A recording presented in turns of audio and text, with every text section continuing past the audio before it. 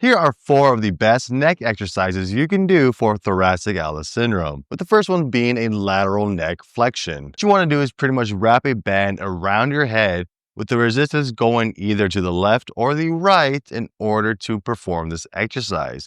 What you're going to feel is your head getting pulled to one direction, and all you're going to do is pretty much flex it to the other side without rotating it or protruding forward. In fact, I actually recommend starting with a little bit of a chin tuck here while you do this exercise. Of course, while you're doing this, make sure your shoulders are down and back as well, and you are trying to focus on squeezing with those neck muscles on the one side you're contracting versus just trying to tilt the head towards the side. There is a difference. Oh, and by the way, if you're just starting off with these neck exercises and they're kind of giving you more pain than they're helping, try out the massage first, stretches, and then these exercises. And you can find all those different little sequences in the description below. Now, we talked about it earlier, but another exercise we can do here is the chin tuck. The whole idea of the chin tuck is to strengthen those deep cervical flexors. And the way you want to do this is simply having some sort of resistance pulling your head forward, regardless if you're standing or you're laying flat on a bench face down. But what you want to do here is simply have some sort of resistance, a band, maybe someone else's hand pushing you down or something, right? No, I'm just kidding, don't do that. But basically, we want to have some kind of resistance pushing forward, and then we want to make sure we are performing that chin tuck where we are driving that chin straight back, not up, not down, but just straight back, holding it, and then returning back to your starting position to repeat. Now, another exercise we can do here is going to be shrugs, and this is to strengthen the upper traps and the levator scapula, which is going to help pull this clavicle up away from the first and second rib, and hopefully maybe even decompress some nerves and blood vessels. Now, in order to do this is a very easy exercise. All you're going to do is simply pull your shoulders down and back, have a weight in your hand basically, and you want to have a heavier weight than normal because it's a pretty strong muscle here. And all you're going to do here is simply raise your shoulders up to your ear, hold for a second or two, and then let your shoulders go back to its starting position. Now, one thing you want to avoid here is make sure you're not basically just pushing your head forward to do the movement as opposed to lifting the shoulders up because it's just too heavy. So if you are doing that, lighten the load. The last exercise here is actually going to be quadruped. We just worked on some neck exercises to strengthen these up. We worked on the traps in order to try to pull everything back. But now we want to actually incorporate that with how the body moves. And the quadruped, also known as bird dog, is the perfect exercise.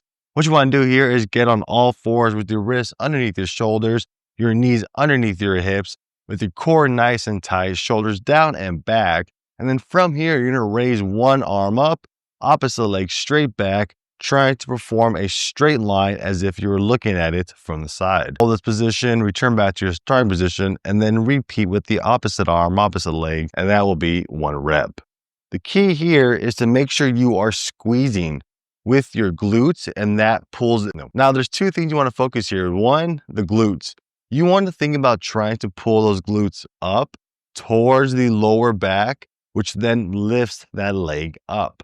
If this was my glute, this was my leg, I'm going to try to contract this and have this pull my leg up as opposed to just trying to lift the leg up using all your hamstrings, glutes, and other muscles that are going to contribute. Now, on the other side, on the upper portion of the body, we have the arm and we have the lower traps. Same concept here.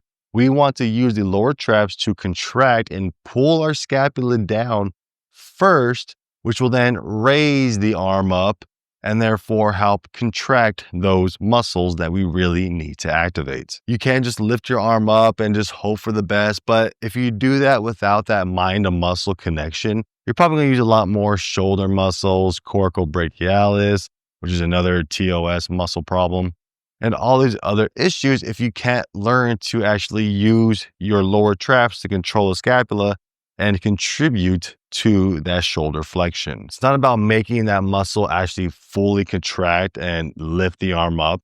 It's more about having it activate during the movement so that it's contributing. And those are your 4 exercises you can do for your neck if you have TOS. Now, there's a good chance that if you try to do these exercises without doing anything else, you may actually have more of a flare-up than actual relief.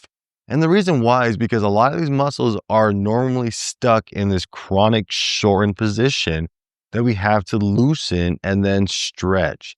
But you have to do it the right way, in the right order, and targeting the right muscles. And if that is you right now, where you're having pain with these exercises, or you need to try something else, I highly, highly, highly recommend going through the massage sequence first. You can check out that video popping up, and then doing the second part, which is the stretches. That one is also in the description. And then coming back and trying these exercises one more time just to see if it makes it better, because I can almost guarantee you will feel some relief. Let me know in the comment section how it goes, and I'll see you in the next one.